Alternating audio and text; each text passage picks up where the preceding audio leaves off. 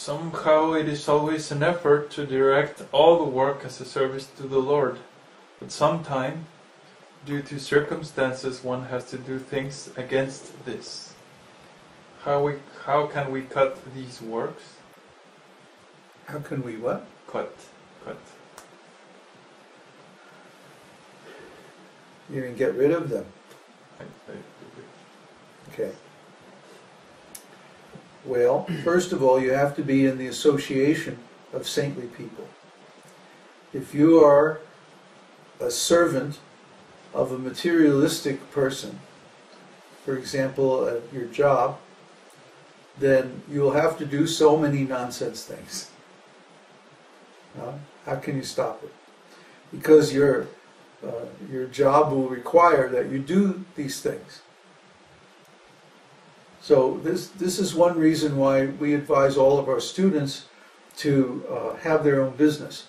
I had my own business for 25 years. I was a professional writer.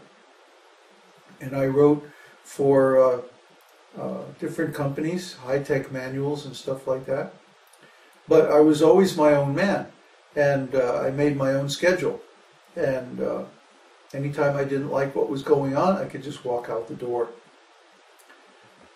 So if we care about spiritual life, then we should structure our life in such a way that we are not forced to do sinful things in the service of materialistic people. I mean, isn't that basic? Isn't that fundamental? Huh? So that means we take the association of saintly people. And we don't accept the association of sinful people, especially in a superior capacity. We don't become a servant of a materialist, of a sinful person. We simply don't do that. We don't go there. I mean, we can have them as clients, we can have them as friends, or acquaintances anyway. We can do business with them, but as equals, not as subordinate. If a devotee accepts a subordinate position to a materialistic person, then that devotee's position is compromised. You see? And this is another reason why we don't want to go, for example, to one of these materialistic farm communities and accept some subordinate position, that they would have control over our community, because these people are engaged in some sinful activities. They always are. It doesn't matter. If they're materialists, if they're not devotees, they're not going to be pure. And part of being a brahmana is that one must be independent so he can speak the truth. Not looking at neighbor. Yeah, I mean, people don't want to hear a lot of the things that we have to say. You know, a lot of the truths that we know from the scriptures are unpalatable to the ordinary human beings, because it cuts right to the core of why the nonsense that they're doing, why they're suffering. They want to stay in denial. They want to stay in... they want to be able to rationalize their activities. Because everybody else is doing it. That's the one I hear all the time. Well, why don't you people eat onions and garlic? Everybody else does. Everybody else is also dying. So, we don't want to die. We don't want to be ignorant.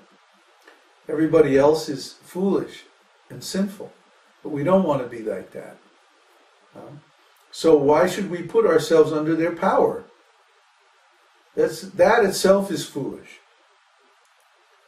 And then, if we are told to do something that's against our principles, and we go ahead and do it anyway, then that's really foolish. I remember one time, I was just thinking about this the other day. I was working for, again, in a capacity as a contractor. I was working for this large company in Silicon Valley, And one day the boss called everybody for a meeting and said, okay, we have 3 weeks to get this new product out. So for the next 3 weeks, nobody has a family, nobody has a personal life, nobody has a private life. You live here in the office and you just work until we get this product done.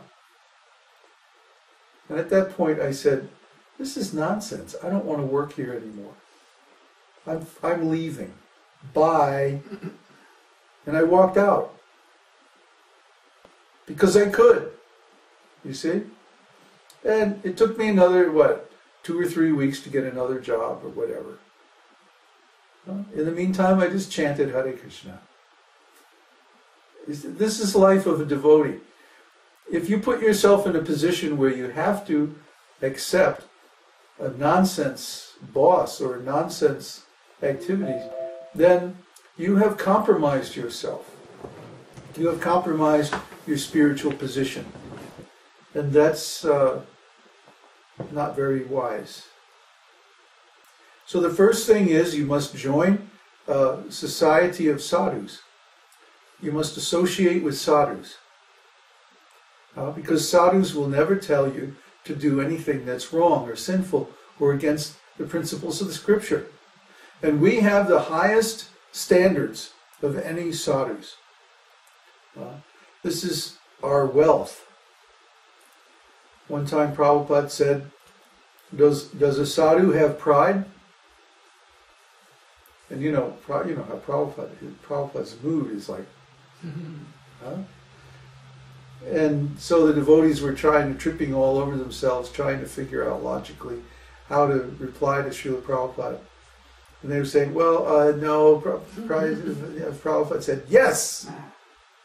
The pride of a devotee is following the order of his spiritual master. So, if you can follow the order of your spiritual master, you can have garva, transcendental pride. But if you can't follow that order, that means you have compromised yourself somewhere. You have sold yourself out. You've sold yourself short. And this is going to impact everything else that you do.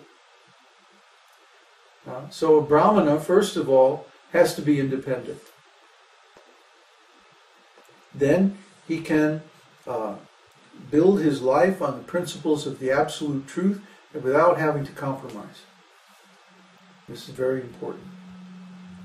There's one story in the scriptures that a student went to a spiritual master and he said, can you teach me Srimad Bhagavatam?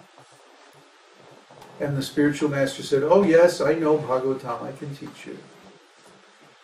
So the student said, okay, I'm ready, let's do it.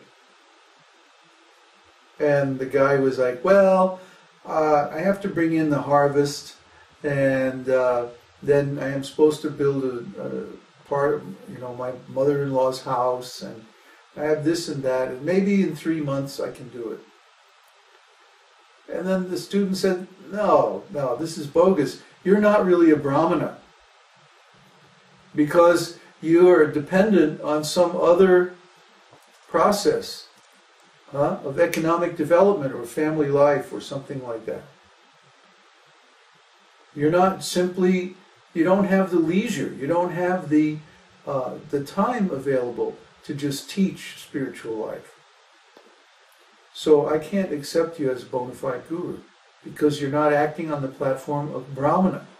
You're acting like a vaishya, like a farmer, like a tradesman, someone who's buying and selling in the marketplace of the material world.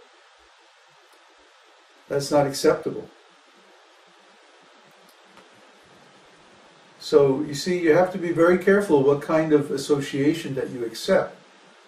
If you're not critical, if you're not careful, if you accept just anybody, then you can be led into all kinds of nonsense activities. Isn't it?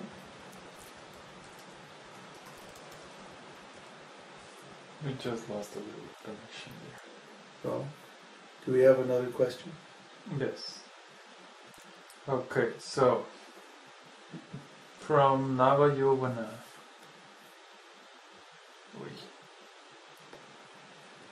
Well, Is Krishna present in the act of selfless help offered to a person? They feel like spiritual acts, but how are they offered to Krishna? well, we have to be aware of the difference between the mode of goodness and transcendental sacrifice. See?